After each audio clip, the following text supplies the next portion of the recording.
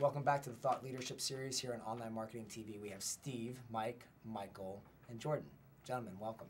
I just want to start big picture and then start drilling into some best practices. So when you guys think about geo and local and then toss in mobile and social, how do you help your own mind prioritize those efforts and kind of bucketize them in ways that marketers can digest? And what do you suggest other people do when looking at that mix out there?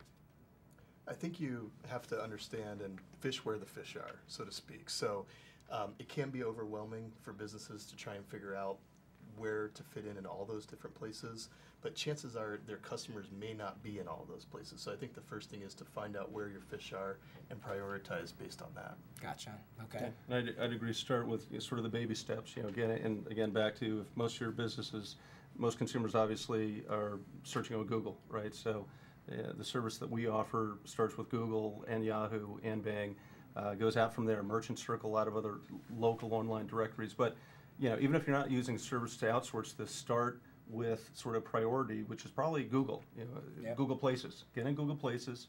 That can become kind of a building block to go beyond that. There's plenty of fish in Google for sure. Exactly. That's right. Exactly. Michael. Absolutely, yeah, and really from the social perspective, allowing users to contribute content, there's a lot of natural language that just comes out of just normal ratings and reviews and other types of user-generated content that the local focus just naturally flows out, and the users will do a lot of that work for you. Gotcha. And Jordan, from the event side, how do you guys look at this local play out there? So from the event side, it's part and parcel of the whole experience. People are acting locally. They're participating in local events. They're they're out and about. Mobile phone is the technology they have with them and the information and communication source that is most at hand and coming to dominate, particularly with younger audiences who are local and social. So it's actually a perfect trio, local, mobile, social, because it maps to the behavior of what we see, particularly 35 and under demographic is absolutely focused on their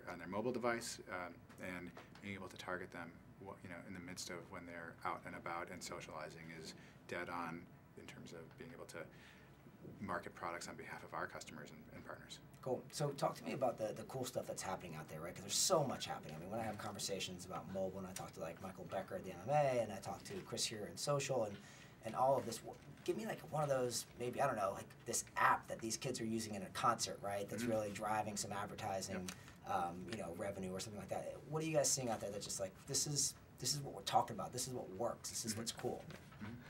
One thing that we've seen is with Ticketmaster, they're collecting photographs as part of the reviews, and as people are in concerts, they are taking photo after photo after photo and posting those simultaneously with reviews and creating this enormous pool of visual content that's really very cool. rich. Yeah, that's really good. Another thing, at Eventful, we do a lot of marketing on behalf of brands as well as entertainment properties. So we did a campaign for Paramount Studios, for example, for Paranormal Activity. We've actually worked with both number 1 and number 2.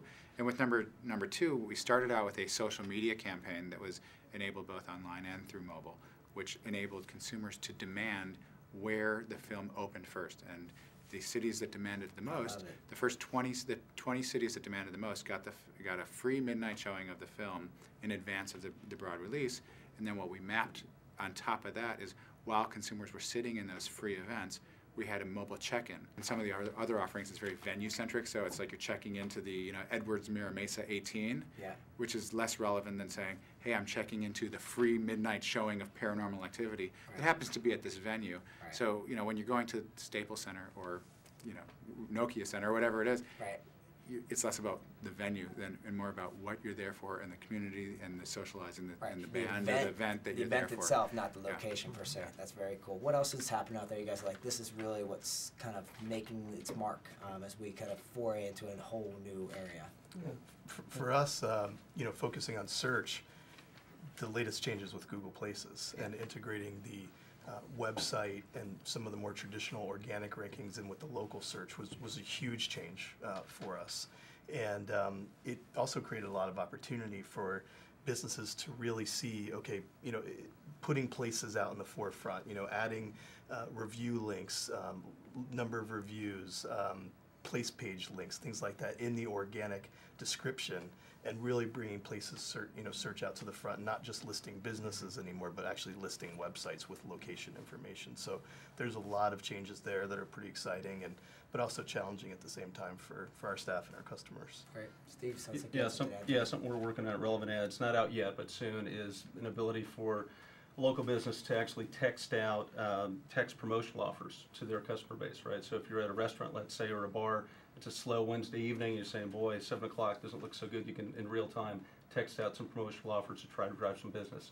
So that's going to be sort of a platform, if you will, for actually interacting with your customer base, for your local merchant. Got it. They might drive a little bit more Yeah. alcoholism too, but that's okay. Free tequila shots. Here we go. Yeah. Where?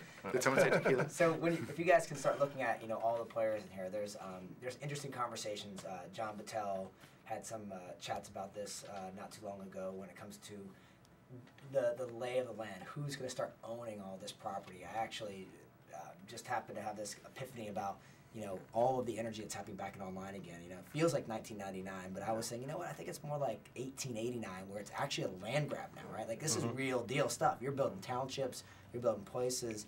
What's your sense of things? Like who's going to really own the land grab when you look at geo and local? I mean, you got Google, you got Facebook, you got a lot of properties out there that are making their play. Is there an end game here that's coming around the corner we should be aware of, or is this just still wide open, Wild West stuff? It's the data rule. He who owns the data rules. Yes. And that's a big problem with local and mobile in general. And I think whoever can figure that out and figure out how to maintain it and make it accurate and usable, and you have to look at companies like Localese and things like that are out there. They obviously are developing the relationships with the Googles and the Facebooks and that sort of thing. So you got to think there's something to that data and being able to organize that and own that and keep it clean.